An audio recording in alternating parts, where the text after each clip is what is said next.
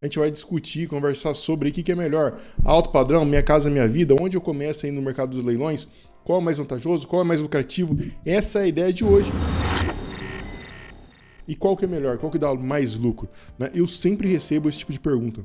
Jorge, qual imóvel dá mais lucro? Né? É comprar Minha Casa Minha Vida, é comprar um alto padrão, é terreno, é apartamento, é casa, o que dá mais lucro, qual que é melhor, por onde eu devo começar? E eu trouxe esses dois comparativos do imóvel de alto padrão. Né? Alto padrão de um valor agregado maior, ali, de um valor de venda maior, e um imóvel popular, ali, um imóvel mais acessível. Por onde você deve começar? E já vou responder agora, tá? A gente vai começar respondendo essa pergunta. E a resposta é: depende. Depende de muita coisa que a gente vai discutir aqui hoje, inclusive a sua circunstância de vida aí. Então vai depender de muita coisa para você levar em consideração e saber o que vale a pena para você ou não, tá? Por onde você pode começar, qual que é o melhor caminho para você começar, tá? Então a resposta é depende. E vamos lá ver os pontos aí que você vai analisar quando você tiver se deparar com essa situação e for verificar ali por qual passo você inicia. Imóveis de alto padrão, imóveis de baixo padrão, de um padrão menor. Vamos começar pela disponibilidade, tá? A disponibilidade. O que eu quero dizer com isso? Disponibilidade. O quanto desses imóveis tem disponíveis no mercado, o quanto desses imóveis tem disponíveis nos bancos para a gente comprar, desses dois tipos, né? Até por uma questão, né, estatística aí, a grande maioria dos imóveis disponíveis para a gente trabalhar nos leilões extrajudiciais de imóveis são imóveis de valor menor. Então a grande maioria são imóveis de valor menor. Mas existe sim uma porcentagem interessante de imóveis com valores mais altos, imóveis até de alto padrão ali. Então existem sim imóveis com valores altos que estão ali nos leilões extrajudiciais de imóveis. Então, mas a proporção de disponibilidade desses imóveis no mercado, a disparidade é muito grande. Então a grande maioria, um volume enorme dos imóveis que estão disponíveis são em padrão menor, né? Padrão até que se encaixa ali no Minha Casa Minha Vida, né? E uma quantidade pequena tá ali se enquadra ali em padrões maiores, aí, em alto padrão inclusive. Tá? Então são essas duas diferenças aí que você vai encontrar nesses dois tipos de imóveis. Então, uma abundância muito grande dos imóveis populares e uma frequência menor dos imóveis de alto padrão. Então, você já começa por aí, ter uma ideia e começar a ver por onde você pode começar ali, qual que é mais vantajoso, levar em consideração esse fato. Imóveis populares são a grande maioria, né, estatisticamente falando, e os imóveis de um padrão maior tem menos abundância, menos disponibilidade, tem menos imóveis desse no mercado. Isso acontece porque a grande maioria dos imóveis disponíveis aí no mercado são de baixo padrão. A grande maioria dos empreendimentos que são postos no mercado aí são imóveis de baixo padrão, de um padrão menor, Minha Casa Minha Vida, por exemplo. Então você pode comprar aí um imóvel do Minha Casa Minha Vida nos leilões extrajudiciais, ou seja, o imóvel já é fornecido, já é vendido ali quando ele é disponibilizado, quando ele entra no mercado num valor baixo, e você pode comprar ele por um valor mais baixo ainda se você comprar ele através dos leilões extrajudiciais e das outras formas que você encontra os imóveis aí com até 70% de desconto, tá? Então, o imóvel já vai mais barato ali no mercado, você consegue comprar ele mais barato ainda. E o que mais você tem que levar em consideração quando você vai fazer essa diferença? Então, nesse primeiro quesito que a gente está avaliando ali, volume de imóvel disponível, claro que os imóveis aí populares levam vantagem porque tem muito mais imóvel popular disponível do que imóveis de alto padrão, tá? Então, beleza, um ponto aí para os imóveis populares. Um segundo ponto que a gente poderia analisar com relação a essas duas diferenças aí é a disponibilidade de crédito.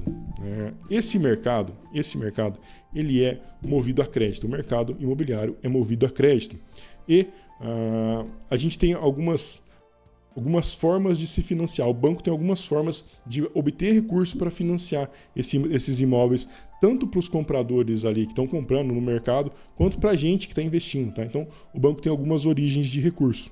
E essas origens de recursos são, principalmente, tá? Não são as únicas, mas principalmente, o Fundo de Garantia e o SBPE.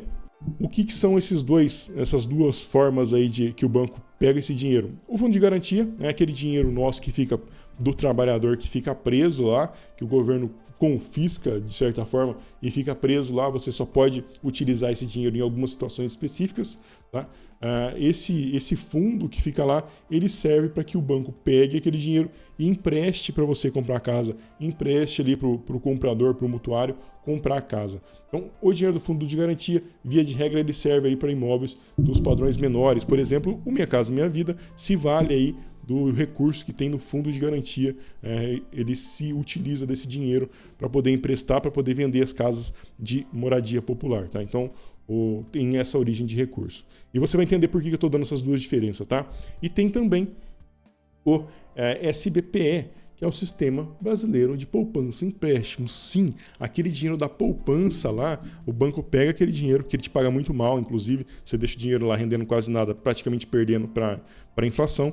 O banco pega aquele dinheiro, empresta para uma pessoa comprar uma casa, né, com juros ali, ele ganha a diferença dos juros, né, e essa é a outra origem de recurso muito popular. Então a gente tem essas duas origens de recurso muito popular. Qual que é o problema e o que acontece de tempos em tempos?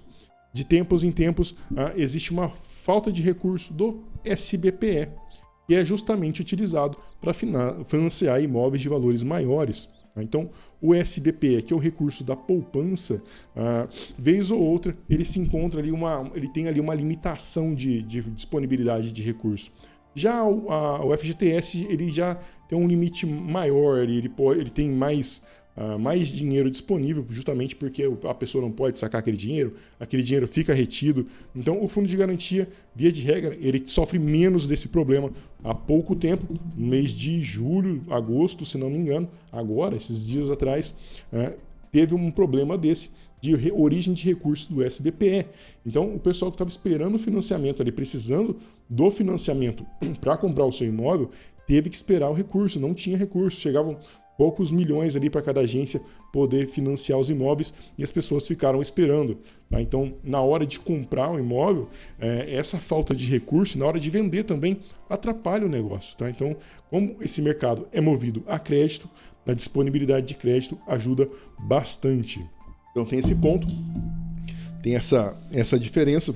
Pouco tempo atrás, a gente sofreu com um problema aí de falta de disponibilidade de crédito no SBPE, que é esse que financia esses imóveis de valores maiores, coisa que a gente praticamente não tem, é mais raro acontecer no fundo de garantia nos imóveis aí que são financiados através do fundo de garantia. Então tem mais recurso ali, a disponibilidade de recurso é maior, a chance de você ficar com um contrato retido por falta de fundo é menor, tá? Então tem mais essa vantagem aí para o lado dos imóveis de um padrão menor ali, do padrão Minha Casa Minha Vida, por exemplo, de um padrão menor. Então tem essas duas situações aí para você levar em consideração. Primeiro, disponibilidade, claro, tem muito mais imóvel disponível no padrão menor. E segundo, tem a origem de recurso. Então, a origem de recurso ali do Minha Casa Minha Vida, ela é mais abundante do que a origem do recurso de SBPE.